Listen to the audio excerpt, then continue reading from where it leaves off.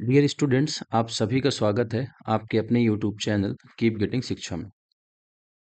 Dear students, पिछले जो 4 lecture थे मैंने वहाँ पे 2025, 2024, 23 और 22 का पेपर डिस्कशन आपके साथ किया हुआ था। ग्रामर के जो क्वेश्चंस होते हैं सेक्शन सी में जो पूछे जाते हैं, मैंने आपको वो एक्सप्लेन किए थे।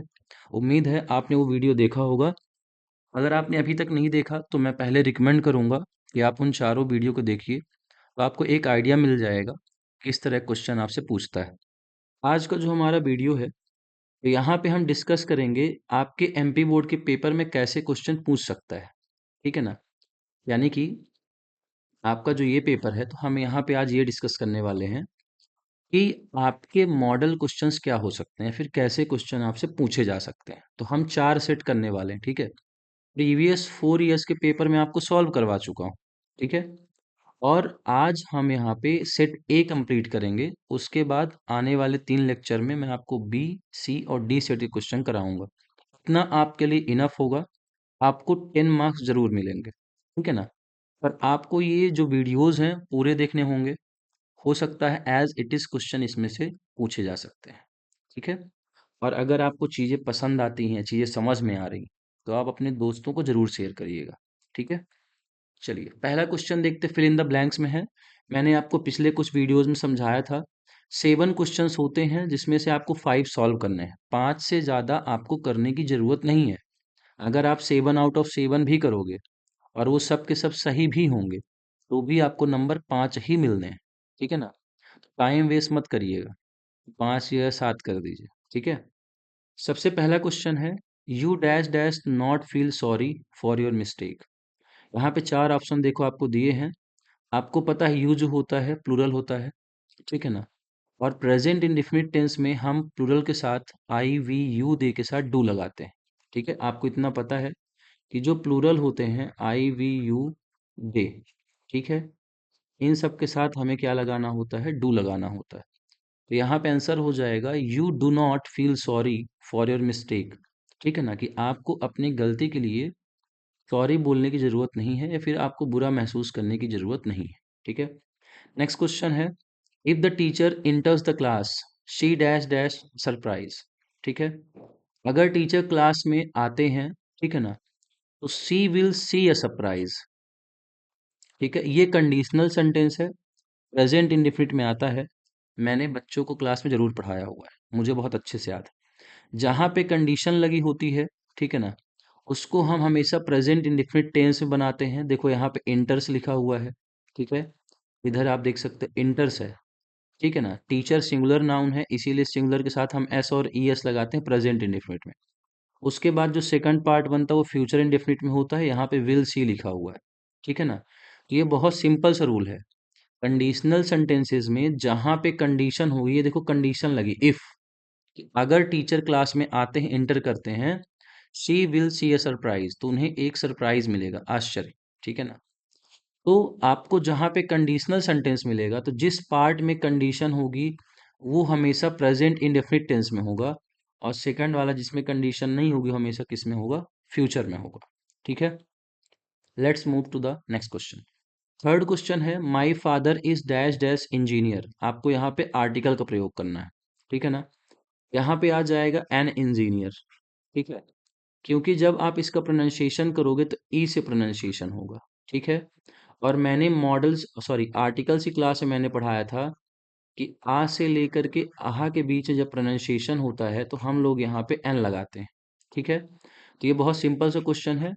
मॉडल सॉरी आर्टिकल्स मैंने पूरा डिटेल में एक्सप्लेन किया है, प्लेलिस्ट बनी हुई है, आप आर्टिकल्स की भी क्लासेस देख सकते हो, ठीक है? नेक्स्ट है, it has been raining dash dash morning. यहाँ पे आपका आंसर हो जाएगा सिंस, ठीक है? पिछली जो क्लासेस थी जहाँ पे मैंने पेपर डिस्कस किया था, शायद 2024 का था, मैंने आपको बताया था जहाँ पे फॉर और सिंस का प्रयोग होता है, तो वहाँ पे परफेक्ट कॉन्टिन्यूअस टेंस होता है। अब वो प्रेजेंट कॉन्टिन्यूअस में भी आ सकता है, मतलब प्रेजेंट परफेक्ट कॉन्टिन्यूअस भी हो सकता है, पास्ट परफेक्ट कॉन्टिन्यूअस भी हो सकता है, और फ्यूचर परफेक्ट भी हो सकता है। तो देखो यहाँ पे सिंपल सा है, इट हैज़ बीन है, रैनिंग लिखा हुआ है, ये देखो प्रेजेंट परफेक्ट कॉन्टिन्यूअस का आया हुआ है। और सिंस मॉर्निंग, सिंस क्यों आया हुआ है? क्योंकि आप बता रहे हो यहाँ पे सुबह से बारिश हो रही है, टाइम आपको पता है। ठीक है ना, जब टाइम फिक्स होता है तो हम लोग क्या लगाते हैं, सिंस लगाते हैं। नेक्स्ट क्वेश्चन देखते हैं। My cousin lives dash dash Assam. ठीक है ना, कि मेरा जो कजिन है वो असम में रहता है। असम एक बड़ा एरिया है, स्टेट है। तो बहुत सिंपल सा हम यहाँ पे इन लगाएंगे, क्लास में मैंने बच्चों को पढ़ाया हुआ है कि लार्ज एरियाज या फिर जो बिग एरियाज होते हैं, बड़ी जगहों के लिए हम लोग क्या लगाते हैं, इन प्रीपोजिशन लगाते हैं। ये मैंने क्लास में पढ़ाया हुआ है। तो बहुत सिंपल सा है, my cousin lives dash dash Assam, यहाँ पे इन हो जाएगा। He lost dash dash the money he had, इसमें हो जाएगा ऑल। ठीक है, ये बहुत सिंपल से क्वेश्चन है। देखो, ये आपके एडजेक्टिव्स में क्वेश्चन बनते हैं जहां पे आपको few, little, each, every in सब का प्रयोग करना होता है। आगे मैं हालांकि पढ़ाऊंगा ये सारी चीजें। ठीक है, he lost all the money he had, यहाँ पे पास्ट इंडिफिनिट है, सॉरी पास्ट परफेक्ट है, यानी कि चीजें हमें पता थी। तो देखो यहाँ पे ही लॉस्ट लिखा हुआ है। ठीक है ना, तो उसने सारा का सारा पैसा गुमा दिया जितना भी उसके पास था। तो जहां कहीं भी आपको पता हो पहले से चीजें क्या थी, आपको ऑल लगाना है। ठीक है ना, कि आपके पास कितने रुपए थे, तो आप वहां पे हमेशा क्या लगाएंगे, ऑल लगाएंगे। ठीक है, नेक्स्ट क्वेश्चन है, I am scared of cats. ठीक है, I am scared of cats, कि मैं कैट से डरता हूँ, फिर मुझे कैट से डर लगता है। मैंने पिछली क्लासेस में आपको बताया है, कुछ प्रीपोजिशंस ऐसी होती हैं जो फिक्स वर्ड के साथ या फिर आप ये कह सकते हो वर्ब के साथ आती है। जैसे स्केयर है, ठीक है ना, तो स्केयर के साथ आपको ऑफ लगाना है। ऐसे ही देखो, एक होता कंसिस्ट, कंसिस्ट के साथ हमेशा ऑफ लगता है। ठीक है, ऐसे ही होता है एक प्रीफर, प्रीफर के साथ हमेशा टू प्रीपोजिशन लगता है। सीनियर जूनियर के साथ हमेशा टू प्रीपोजिशन लगती है। तो कुछ नाउन है, कुछ वर्ब्स होते हैं जिनके साथ प्रीपोजिशन हमेशा फिक्स रहता है। तो इसका आपका आंसर हो जाएगा ऑफ। ठीक है, तो ये हमारे fill in the blanks question हो गए। आपको मैंने 7 क्वेश्चंस कराए हुए हैं। उम्मीद है यहाँ तक चीजें आपको समझ में आई होंगी। अब देखते हैं डू एज डायरेक्टेड का। इधर पे बच्चों को बहुत दिक्कत होती है, जिनसे बनता है तो गुड वेल इनफ, ठीक है ना, उनके लिए। और जिससे नहीं बनता उनके लिए क्या है, या तो आप ये क्वेश्चन देखो, आने वाले जो वीडियोस होंगे, सेट बी होगा, सी होगा, डी, आपके लिए वो भी पर्याप्त होंगे। हो सकता है हूबहू एज इट इज क्वेश्चन पूछ ले। ठीक है, तो आप अगर इनका देख करके आंसर भी लिख लेते हो, याद करके भी चले जाते हो, तो भी आपको नंबर मिल जाए। क्वेश्चन है, he say sorry she said I am waiting for my friend, change the narration. आपको इनडायरेक्ट नरेशन या फिर इनडायरेक्ट स्पीच में कन्वर्ट करना है। इसको बनाते हैं, यहाँ पे हो जाएगा सी सैड दैट। ये देखो, यहाँ पे कॉमा है और यहाँ पे इन्वर्टेड कॉमा है। इसे हटाने के लिए हमें दैट कंजंक्शन लगाना होता है। अब देखो, I first person, first person change होता सब्जेक्ट के हिसाब, सब्जेक्ट यहाँ पे सी है तो मुझे सी लिखना होगा। फिर है सी, मतलब कि आई एम वेटिंग है, प्रेजेंट कॉन्टिन्यूअस का है। तो मैंने बताया हुआ था जितने भी टेंस है प्रेजेंट के, सब कन्वर्ट हो जाते हैं पास्ट में। तो प्रेजेंट कॉन्टिन्यूअस बदल जाएगा पास्ट कॉन्टिन्यूअस में। सी वॉज वेटिंग फॉर, अब माई देखो फर्स्ट पर्सन होता है, तो माई जो है यहाँ पे, माई फ्रेंड, वो चेंज हो जाएगा सब्जेक्ट के अकॉर्डिंग। सब्जेक्ट सी है तो सी के लिए हर लिखते हैं, तो यहाँ पे हो जाएगा हर फ्रेंड। ठीक है, she said that she was waiting for her friend. ये आपका हो गया इनडायरेक्ट नरेशन। ठीक है, नेक्स्ट क्वेश्चन है, this is the time we should start playing. यहाँ पे आपको कंबाइन करना है इस सेंटेंस को वेन लगा करके। ये क्वेश्चन बहुत इजी है, आपको कुछ भी नहीं करना है। यहाँ पे जो फुल स्टॉप लगा है ये, इसको हटा करके इन दोनों सेंटेंस के बीच में यहाँ पे आपको वेन ऐड कर देना है। ठीक है, आंसर हो जाएगा this is the time when we should start playing, कि ये सही समय है, हमें खेलना चालू करना चाहिए। ये बहुत सिंपल सा है, मैंने इसीलिए पूरा आंसर नहीं लिखा है क्योंकि ऑलरेडी लिखा हुआ है। This is the time when we should start playing. ठीक है ना, बस आपको बीच में व्हेन ऐड कर देना है, कंजंक्शन के रूप में ये काम कर रहा है। ठीक है, नेक्स्ट क्वेश्चन देखते हैं, the student is very fast, he can win the race. ये क्वेश्चन मैंने आपको 2025, 24, 23 और 22 के पेपर में मैंने सॉल्व कराए हैं। हर एक पेपर में एक ऐसा क्वेश्चन आया हुआ था। एक्सप्लेनेशन मैंने वहां दिया था, यहाँ भी दे देता हूँ। जहाँ पे वेरी फास्ट है वहां पे आपको सो लिखना पड़ेगा। ठीक है ना, और दोनों सेंटेंस से जोड़ने के लिए आपको दैट लिखना पड़ेगा। इसको कन्वर्ट करते हैं, the student is so fast that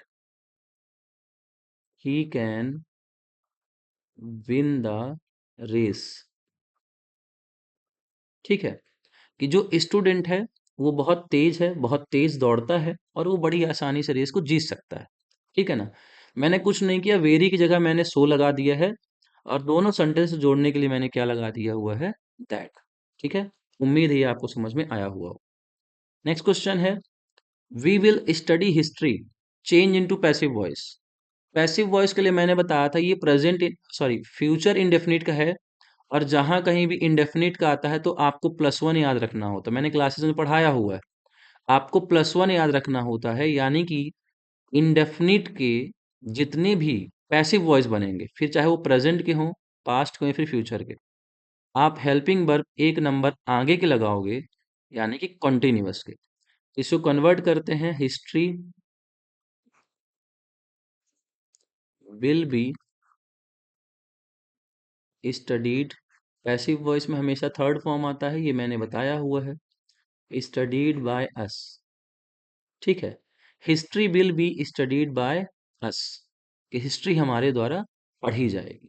ठीक है, नेक्स्ट क्वेश्चन देखो है, as soon as the boy saw the principal, जैसे ही बच्चे ने प्रिंसिपल को देखा, they became they became silent. ठीक है, इसको चेंज करना नो सूनर देन के साथ में, मैं इसको यहां पे लिखता हूं। ठीक है, जहां पे एज सून एज होगा आपको वहां पे लगा देना नो सूनर, तो कन्वर्ट करते हैं नो सूनर। ठीक है ना, देन है, अब यहाँ पे नो सूनर लगेगा तो ये पास्ट में है, तो आपको इसको परफेक्ट में करना पड़ेगा, तो हैड आएगा। इसके बाद द बॉयज है, द बॉयज। अब आपको थर्ड फॉर्म लगानी है, क्योंकि देखो हैड लगा हुआ है, तो सॉ की जगह पे यहाँ पे क्या लिख दोगे, सीन, क्योंकि ये पास्ट इंडेफिनिट में था, हम इसको पास्ट परफेक्ट में कन्वर्ट कर रहे हैं। ठीक है ना, सीन द प्रिंसिपल। ठीक है, अब ये कॉमा जो यहाँ पे है, इसको हटाने के लिए हमें देन प्रीपोजिशन ऐड करना होगा, तो यहाँ पे आप लिखो देन। ठीक है, दे बिकेम साइलेंट। ठीक है, no sooner had the boys seen the principal than they became silent, ये पास्ट में था, पास्ट इंडिफिनिट में। ठीक है, ये देखो बॉयज सॉ लिखा हुआ है, तो इसको हमने किस में कन्वर्ट कर दिया, पास्ट परफेक्ट में। एज सून एज की जगह हमने क्या यूज कर लिया, नो सूनर यूज कर लिया हुआ है, यहाँ पे अच्छे से लिख देता हूँ, नो सूनर।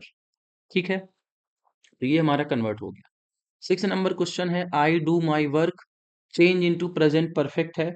प्रेजेंट परफेक्ट का स्ट्रक्चर आपको पता होगा, हैज हैव के साथ हम वर्ब की थर्ड फॉर्म लगाते हैं, तो यहाँ पे हो जाएगा I have done my work. ठीक है, I have done my work, कि मैंने अपना काम किया हुआ है। My friend flew kites, past indefinite का है, चेंज इनटू निगेटिव कह रहा है, पता कैसे चलेगा पास्ट इंडेफिनिट का, माई फ्रेंड सिंगुलर होता है, और सबसे इजी क्या है, यहाँ पे वर्ब की सेकंड फॉर्म लगी है, फ्ल्यू, तो कंफ्यूज मत हो जाना। ठीक है ना, कि प्रेजेंट इंडेफिनिट का है तो डू नॉट डज नॉट लगा के चले जाओ, निगेटिव में कन्वर्ट करना, बनाते हैं इसको, my friend did not fly kites. बहुत इजी है, my friend did not fly kites, कि मेरा दोस्त पतंग नहीं उड़ाता। तो देखो, जहां पे फ्लू लिखा हुआ है, जब हम पास्ट इंडेफिनिट का निगेटिव बनाते हैं तो वर्ब की यहाँ पे फर्स्ट फॉर्म लगाई जाती है। ऐसा क्यों है, क्योंकि डिड ऑलरेडी सेकंड फॉर्म में लगा हुआ है, डू की सेकंड फॉर्म होती है डिड, तो जब डिड ऑलरेडी सेकंड फॉर्म में आ चुका है तो यहाँ पे आपको लगानी होगी वर्ब की फर्स्ट फॉर्म। ठीक है ना, इसीलिए पास्ट इंडेफिनिट की सिर्फ अफर्मेटिव में सेकंड फॉर्म लगती है, अगर निगेटिव और इंट्रोगेटिव है तो डिड ऑलरेडी सेकंड फॉर्म में होता है, तो फिर हम वर्ब कौन सी फॉर्म लिखते हैं, फर्स्ट फॉर्म। ठीक है, तो ये मैंने क्वेश्चन आपके साथ डिस्कस कर दिए, डू एज डायरेक्टेड के। ठीक है ना, ये हमारा था सेट ए का था। जो अगली क्लास होगी वहां पे हम सेट बी को डिस्कस करेंगे। ठीक है ना, अगर आपको चीज़ें समझ में आई हैं तो आप अपने दोस्तों को ज़रूर शेयर करिएगा। ठीक है? See you in the next class.